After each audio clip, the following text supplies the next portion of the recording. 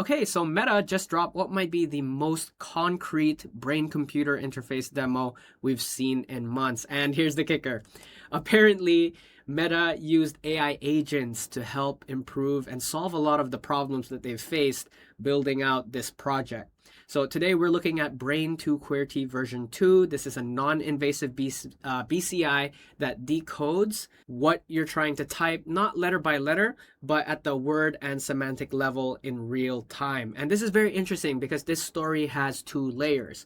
One is the neuroscience breakthrough itself, but the second one, which is I find more fascinating, which is the coding agent that actually helped optimize this very complex project. So we're going to break both down in this video. Okay, so what's happening here is this morning, Meta announced Brain2QWERTY version 2, and they say this is the clearest research release of the day because it narrows the gap with invasive BCIs, which is the chips that you have to surgically implant using only external neural recordings. And historically, this has been a big problem because non-invasive systems have been stuck decoding single characters with very serious lag, doing words and meanings live. But now, with version 2, the overall accuracy has improved. We've seen the word accuracy jump to as high as 78%, but the average being 61%. And this is coming from data across 9 volunteers in controlled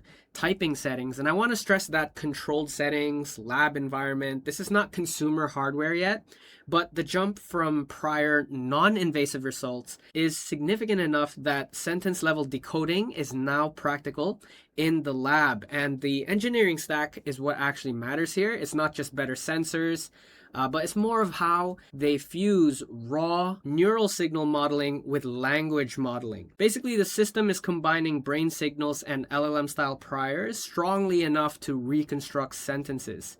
So they dropped the code here on their blog. You can check that out. If you're building in the space, you can go ahead and replicate this. Okay, so now that you guys know what's going on here, this is where it gets interesting, right? How we use AI agents, because the way that Meta used AI agents to make such a big scientific breakthrough, we can learn a lot from that. So apparently they noted that they used AutoResearch to discover and implement improvements that reduced the word error rate beyond standard hyperparameter optimization. So you and I use AutoResearch, and if we're not able to achieve the same amount of the same quality of result, such as Meta to use AutoResearch to have their agent in the loop, to keep doing research, refine until it has the best research report available. They're able to do that, which means we can most certainly do that, right? Because whether or not you buy the whole vibe science framing, the reality is that this wasn't just a coding agent scaffolding a repo. It was closed loop experimental iteration on a machine learning system. And the agent proposed changes, they tested them, and the result beat standard human design tuning. And that's the takeaway here, right? We're seeing coding agents are now moving from boilerplate generation into the actual experimental loop. And for Brain2QWERTY version 2, the neural signal to language pipeline got measurably better because an agent was grinding through variations that a human researcher might not have time to explore, right? So it's not replacing the neuroscientist, but it is compressing the iteration cycle. So if you were to read between the line, the headline is more of like Meta is reading minds without surgery, and AI agents are the ones that help build the system that can read minds, basically, right? So for the science community, the gap between invasive and non-invasive BCIs just got narrower.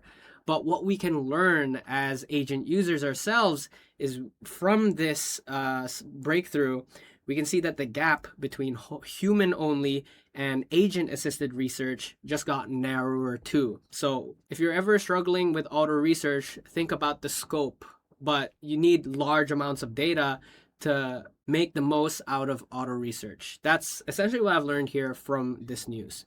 So if you find this video helpful, smash the like button, subscribe to the channel to follow for more updates, guides, and news. My name is Ron. Shana now.